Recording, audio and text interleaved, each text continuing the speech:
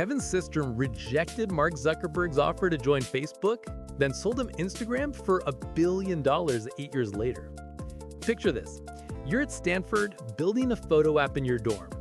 Mark Zuckerberg walks up and says, "Work with me on Facebook." And you say, no. That's what Kevin Systrom did in 2004.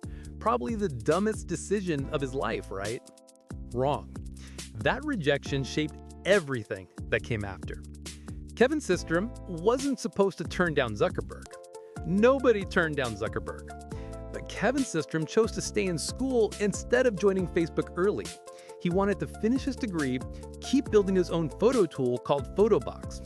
By the way, as you keep watching, you'll see how this rejection set up the most ironic billion-dollar revenge story in tech, and the 3 lessons that'll help you turn your own supposed mistakes into breakthroughs. So why did Kevin Systrom say no? He met Zuckerberg through his fraternity Sigma Nu at Stanford. Zuckerberg and Adam D'Angelo were working on Facebook's photo features. They wanted Kevin Systrom specifically because he was already solving photo sharing problems. But the timing felt wrong to him. Facebook was just this college thing in 2004. Kevin Systrom didn't see the future yet. He wanted to finish his management, science, and engineering degree. Years later, Kevin Systrom admitted he regretted that choice. He would have loved to be part of Facebook's growth. But here's the thing about regret.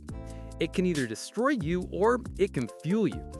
For Kevin Systrom, it became rocket fuel. After graduating Stanford, he joined Google. Worked on Gmail, Google Calendar, Docs, standard stuff. 2 years in, he wanted to move into their associate product manager program. They said no. So Kevin Systrom left. Getting rejected twice started to become his theme. He landed at a startup called Nextstop, working on travel recommendations. But Kevin Systrom wasn't satisfied doing someone else's work anymore. At night, after his day job, he taught himself proper coding. Weekends too. Most people talk about side projects. Kevin Systrom actually built one while exhausted. Late 2009, Kevin Systrom started making something called Bourbon. Location check-ins, photo sharing, plans, social games. It tried to do everything. The irony here is thick.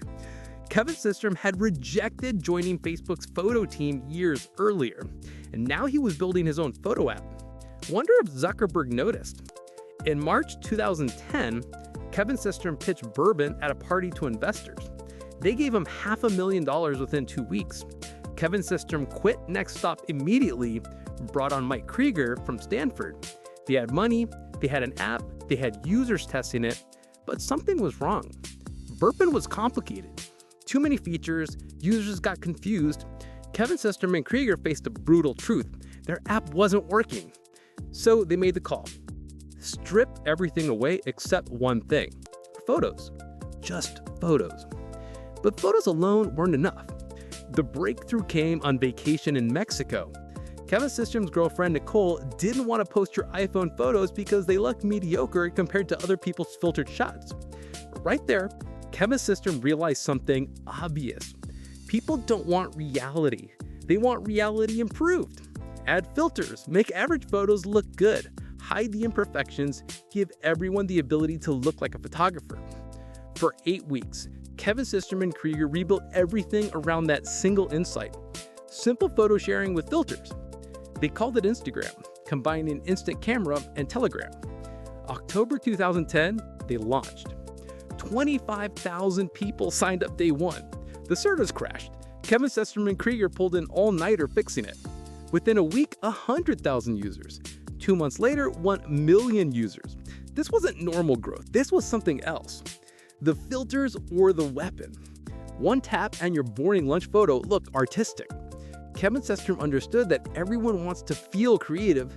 They just need the tools handed to them. Instagram hit that sweet spot between simple and powerful. Meanwhile, Facebook was still primarily a desktop experience. Mobile was exploding, and Kevin Systrom owned mobile photo sharing. By February 2011, Instagram raised $7 million. 4 employees, 4 million users. In April 2012, they released an Android version. Over 1 million downloads in less than a day. That same month, Zuckerberg came back. the guy Kevin Systrom had rejected 8 years earlier at Stanford. But this time, Zuckerberg wasn't offering Kevin Systrom a job. He was buying Kevin Systrom's company, $1 billion in cash and stock. Think about the psychology here. Kevin Systrom said no to joining Facebook when it was starting. Now Zuckerberg was paying $1 billion for Instagram when it had 27 million users and 13 employees. The rejection had forced him to build his own path, and that path became more valuable than joining Facebook ever would have been. The deal closed April 2012. Kevin Systrom was 28 years old, reportedly walking away with $400 million personally. But the story doesn't end clean. Years later, Kevin Systrom testified that Zuckerberg saw Instagram as a threat and intentionally withheld resources after the acquisition. Zuckerberg felt emotional about which was better, Facebook or Instagram. The rivalry never really ended. In 2018, Kevin Systrom resigned and left Instagram. The relationship had soured. The student had become too much of a threat to the teacher. So, what can you actually learn from Kevin Systrom turning down Zuckerberg and then selling him a competitor for $1 billion? Lesson 1. The wrong decision at the wrong time can become the right decision later. Kevin Systrom saying no to Facebook looked stupid, but it forced him to build his own skills, his own company, his own leverage. That rejection made him hungry enough to learn coding at night, frustrated enough to leave Google, ambitious enough to start Instagram. Sometimes what feels like a mistake is actually redirection. Lesson 2. Kill your darling when it's not working, even if you raise money for it. Kevin Systrom raised $500,000 for bourbon, but he looked at the data honestly. Users only cared about photos, so he deleted everything else and rebuilt. Most founders would rather die with their original idea than admit it needs to change. Kevin Systrom wasn't in love with bourbon, he was in love with building something people wanted. Lesson 3. Your competitor might become your buyer if you build something they need. Kevin Systrom rejected Zuckerberg and then built a direct competitor in photo sharing. Instead of war, it became the most profitable acquisition of his life. Zuckerberg bought Instagram because it was eating Facebook's lunch on mobile. If you're gonna compete with someone bigger, make yourself so valuable that buying you becomes cheaper than fighting you. From rejecting the biggest opportunity in tech to selling that same guy a competitor for $1 billion, Kevin Systrom's path wasn't about avoiding mistakes, it was about turning them into leverage. Maybe your rejection story isn't over yet.